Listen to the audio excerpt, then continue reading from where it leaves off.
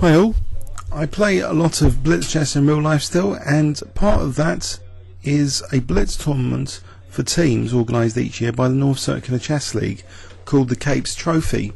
So the North Circular Chess League is one of the most important leagues for the North London area. In fact, the only one of the only leagues in the North London area. So if we click on Capes Trophy at their website, we can read about the Capes Trophy here. So the competition came about because John Capes, he was new to chess, and the older members of the club, they disliked 5-minute chess because it was too noisy, damaged clocks, etc. But he organised the Capes Trophy. The first was held upstairs in the George Pub, the spiritual home of the North Circular League. It attracted 8 entries and was won by Finchley. So it never was intended to be an annual competition, but somehow the tournament kept on going ever since, during the 8 years when John virtually gave up chess. So apparently in 1984 was the only year where the event wasn't held due to problems finding a venue. The best attendance has been 27 teams. Okay, I'm just reading from this, as you can see. So even though John played in the event every year, and probably the only player to do so, he only won it once in 1968. So this is a picture of when John Capes won it. So John Capes, he's on the left. John Capes left. This is the winning team in 1968. So we have John Smith, Percy Scholes, and Bill Hartston. Bill's been on the TV. Bill William Hartston, as he's known as well. The trophy was not available that year, so Hector Lawrence presented the clock instead. Okay, so the winners, you see, Barnet have won it a few times in the past, as you can see from this. Okay, so we've managed to win it again in 2010. Okay, here is my post that I've just made to the chessworld.net forum this afternoon. So many active members of chessworld.net were victorious last night representing Barnet Elizabethans Chess Club. So we came clear first. I've been working on the video footage, as you've just seen, which this is now part of. So we had John Piggott, who's ECF 229, Rapid 217. He was playing board 1 for us. Paul Georgiou, ECF 210, Rapid 210. Myself, King's Crusher, Trifon Gabriel, ECF 199, Rapid 210. And Alex on board 4, ECF 186, Rapid 196. So myself and Alex scored 8 out of 8. Paul dropped half a point. That was in the first round. He was a bit took about 4 hours to get here. He was a bit, I think, annoyed with the travelling to get there.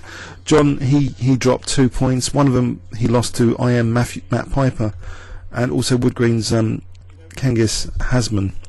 The Barnet second team also did well. They qualified for the top group, but actually we ended up playing them in the final round. Okay, so a triumphant night last night. I thought I'd let you know. Maybe I can try and remember some positions. Maybe, I'm not sure. Okay, thanks very much.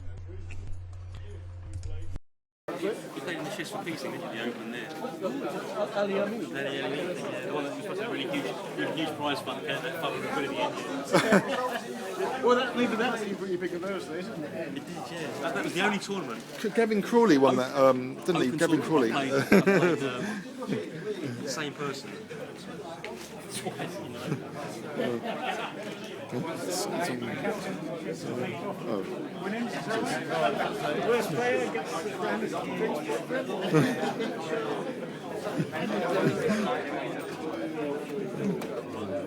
What happened, Ching? Oh, so Barnet won it this year. Yeah. Just about 18 points. So who came second? Hackney. Hackney came second. 18.5. Campbell Brothers.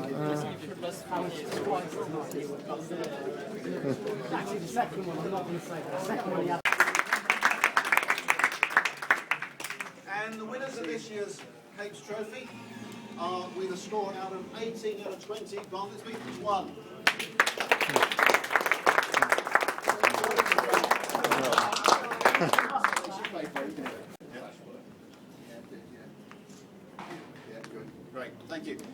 sort you want to take your bits of okay.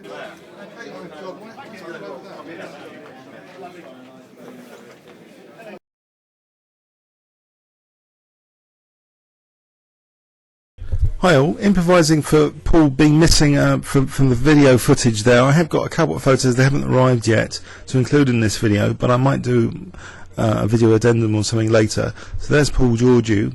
So this is back in 1999 when we won it, and it was a very fiercely contested tournament back then. So here's us, the winning team, that's me. This is Costas Karianis here, looking cool with this is Hackney A versus B. It was really strong, the Hackney teams. 2IM, Simon Ansell and Huska there, Adelaja, and then board 4 was Mark Lyle. So this is against, they were strong. B as well, Cassilis, Bob Eames, Dominic Mackle, and Michael Tasker back there. So the drama, we were cruising through the tournament, winning the first eight matches back in '99, including a 3-1 defeat of Hackney A. Then the second from last round we lost 4-0 to Hackney B. Then we needed 2.5 out of 4 from our last round match against Imperial Knights to secure first place. We managed to win 4-0, thus retaining the Cape Trophy won the previous year. So these were the individual scores back then. I scored 10 out of 11. Paul did very well, 9.5 out of 11. Brilliant for Alex as well, 9 out of 11. So overall 36.5 out of 44. So it was quite an intense competition as well. Probably a lot more games back then. The structure changed this year. It was 2 parts to the tournament. We had to qualify to get into the top group. So the final score was actually a maximum. It was 4 games each. Was it 5 games each? 5 games each, and so we dropped 2. So that's why we got 18 out of 20 in as our overall score last night. But this one, so this was the winning team. That's me there. So Alex Cephalontis, Paul, Eddie Holland, Trifon. That's me. So there's a game where Paul beat Swansea. He managed to recall the entire game, believe it or not. Might show you that. But this is back in 1999. So very fiercely contested, with Hackney A and B being quite, the very strong teams. Okay, bit of history there. Hi all, this is a vague reconstruction of a lucky escape I had with black in the qualifying session of the tournament. It was against Wood Green Chess Club, so it was a very critical match. I was black against Joachim Whitman of Wood Green. So he played the advanced variation against my French, and he sort of played D takes C5 at one point. So I found this a bit peculiar, getting but then always white's got B4 and B5 as a potential threat, so he's overprotecting E5. But I slipped in this tactical knight F4 move, and when he retreated the bishop, I noticed that maybe Queen B6 was strong here, because how does he defend F2? So this was the first problem I set, which gained a bit of time on the clock. He sacked a pawn though, he played knight D4, and now he can defend with Queen F3.